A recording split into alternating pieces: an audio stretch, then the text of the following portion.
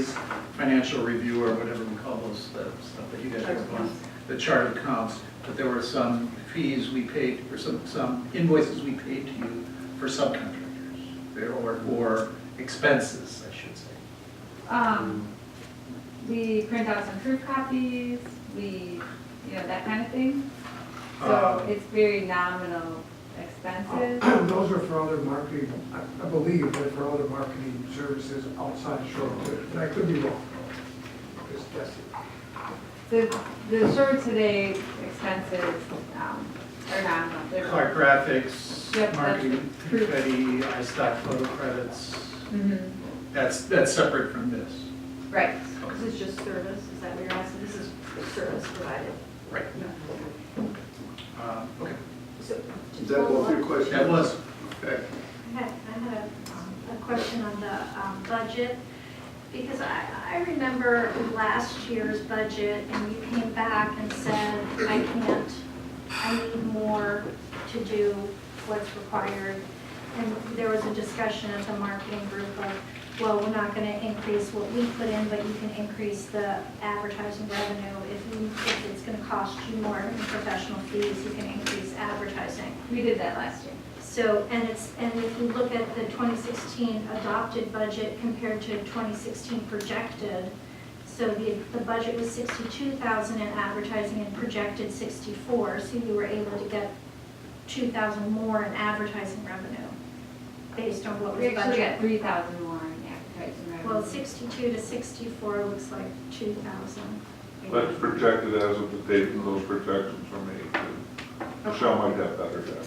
Okay, so you were successful in raising from advertising revenue what you needed for your, so the discussion about why the winter issue, why you had to cut the amount of work you did by 3,000, I didn't understand.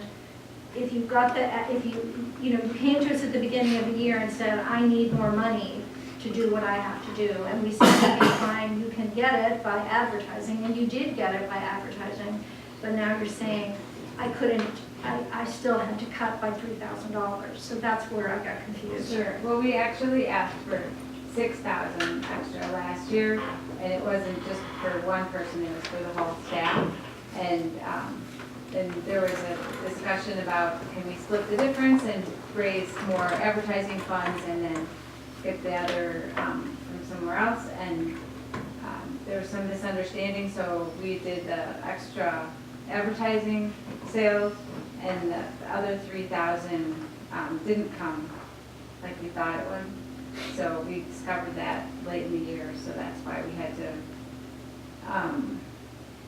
resolve the spending, not to overspend it. And we did actually, we were over our planned budget, or over our planned earnings by 3,000, so we didn't overspend. We were underspent by 3,000, but we did maintain the contract. And why if you had 3,000 more, why did you cut by 3,000? Because that's the agreement we made. We were not going to exceed the staff hour budget. And Trustee McCabe? I'm wondering how these questions relate to approving the contract for 2017. There is a $3,000 increase. Just, could you explain a little bit about that? Maybe Well, that's, as I explained earlier, we had asked for 6,000 and 3,000 is what we got, so this extra 3,000 kind of covers all of the 6,000 that we were looking for last year. so that we have full issues of the taxes. So that it's, so that the staff is compensated fairly. Any other discussion? I would note that the staff already works at below market rate for this project. Is there any way Yes, they do. to raise revenue, like advertising? Well, we wanted to keep the partner, the stakeholder input the same, and we wanted to keep the advertising rates the same. So next year, we were planning on a tentative advertising increase because it would have been 3 years that the advertising has been held at the same rates, which is below market rate too. Which the board supports, Right. I should say, that we support because it is supposed to be a community When you say the board, are you The stating the editorial marketing board or the And the editorial board? leadership, All right, yeah, everybody involved. That is, directly recommends these. just want to know which board. Yeah, that's good, yeah. Right, most of the advertisers are in Shorewood, and they get an extra discount for being a Shorewood business. Thanks for your explanation. As you move forward in the discussions about potentially giving some breaks to the nonprofits, I'd like to know how that balances out and whether we have to subsidize that next year. We do You'll be, give you'll be part of it because you're on the editorial board. We It would seem like the only answer to that is to further reduce content of the magazine, because that seems to be what happens when there's insufficient revenue. Or, Well, you might recall increase your subsidy, public subsidy. We do give the community groups a discount, an extra discount. So they get a discount for being Shorewood business, and they get a discount for being a nonprofit. And then if they advertise in other issues, they could potentially get 30% off their advertising. And in the past, 2014, the revenue for the magazine was quite a bit lower because there were a lot of free ads. But to cover the actual cost of the magazine, it makes sense to have some investment by each of the advertisers. Right, and so there may be a way to share content, share village real estate with these groups to promote what they actually do for the community. It may not come from ads, Well, we do have events that we list, and we don't Right. charge people for that. Right, so again, I just wanted the board to know that I will be the editorial board, in requesting that we have a conversation with those groups to see if there's anything that can be done. The material that was cut from, that we weren't able to get into the winter edition, particularly bit by the numbers, is that going to be able to be squeezed in some other issue this next year? Yeah, so the schedule is already in place, nothing has moved forward, but we have a schedule for 2017, the editorial board meeting is January 4th, so all the content is ready to go. And that's one of the things that's included in the spring issue. Thank you. I still think this is an incredible bargain for this community. I went back 2003, we spent $5,780 in village general property tax funds for that quarterly flyer we used to, it was just, and we're budgeted $5,600 in general property taxes for next year. You get this beautiful magazine touting our village, plenty of information on all the different bodies, government bodies, and residents. And it's actually cheaper than it was 13 years ago, so. but did they used to, the bid also contributes, Well, this was our share, it was just like it's just our a share. We're looking 4-page at flyer. the glass half full. Yeah. So the vast majority of the expenses are covered by advertising. Yeah.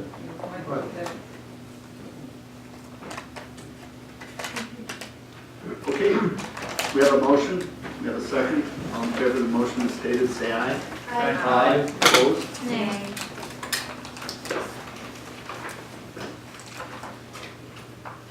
The other thing I wanted to mention, I have it on here just so I can mention it, is that the Administrative Leadership Committee is setting up an RFP for the general marketing services.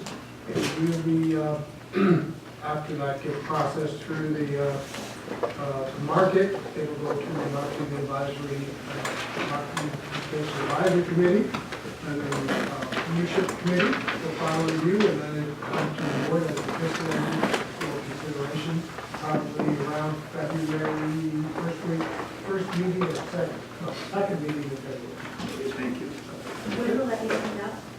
It went out 2 days ago. Yeah, he's on. Will you get a chance to give any input? No, because it's the commitment is the leadership committee. And that's the purpose. You can reject it when you get it or change it when you get Yeah, it. but- I'd always like to get upfront input rather than. If there is an opportunity, I know in the RFP or somewhere in the information, it said there may be interviews with some or something. Perhaps something that would be interesting to hear, and it might be a differentiating factor. And I would have liked to have some language inserted into the RFP if it hadn't gone out yet. Is something to the effect of, give us some feedback right now. What do you think's missing? What do you think about this process? As opposed to just giving us, here, it's gonna be 10 for this and 15 for that. Exactly, that's part of the process. Of course. And I just had a question about, it's already gone out, the structure of it. I was under the impression that we were leaning towards allowing subsections of marketing to be done without an overall coordinator. And I believe, in my opinion, when I read the contract, it seemed like we were setting up the same structure, whereas one person, if you can't do it all, it says, then tell us how you can, and how you can is you hire subs. There is some of that, it's a hybrid. The administrative, or the market advisory committee still wanted to see, they want us, Tyler and myself, to manage 5 or 6 different contractors.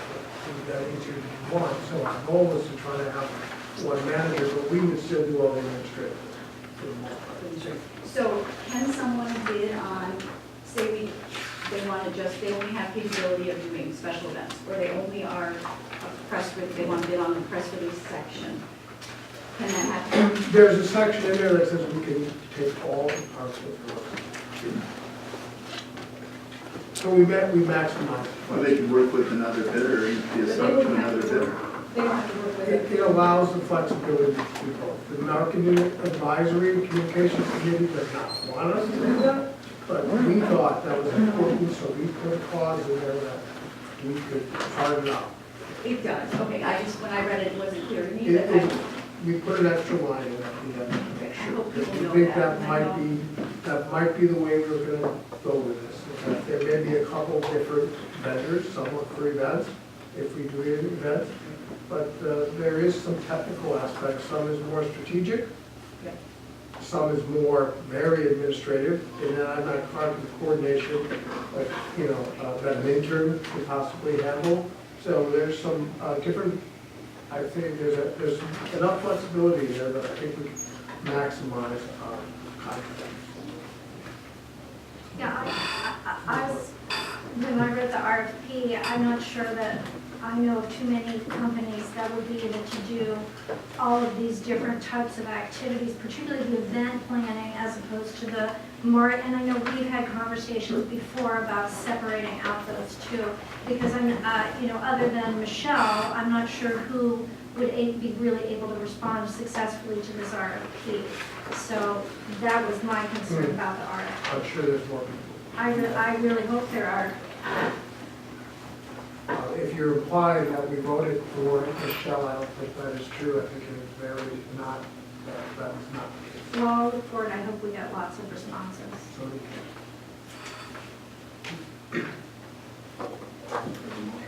no, I just want to make sure that everyone knows that that's, Never mind. I know people are interested in that. Okay, thank you for the update. Okay, we'll move on to 8D, Budget and Finance, Trustee Maher. We got the resolution for the Public Service Commission employee utility rate. The Budget and Finance Committee met this evening to get a report from the Finance Director, Martin. Back on July 22nd, we had submitted a rate increase request to the Public Service Commission for our water utility. The increased cost of wholesale water, and also to continue to finance our infrastructure needs and our operational needs for the utility. They have come back with an overall increase in annual revenues of 14%. The rate change would generate. We had requested 15% on our earlier projections, so it's slightly less. We're still well on track to try to get to the ability to issue revenue bonds by approximately 2020. Maybe. So we're still pretty much on track with our long-term plan for the utility. The Finance Committee reviewed this and recommended approval. So to get things going, move resolution approval of resolution 2016-18 a resolution adopting the Public Service Commission of Wisconsin Water Utility Rate Order 5440-WR119. Second. Discussion? 28. 28, all right. Trustee Rosie? I just wanted to paraphrase some of the discussion that we had since you weren't able to do that. So one of the things that I had asked our Director of Finance was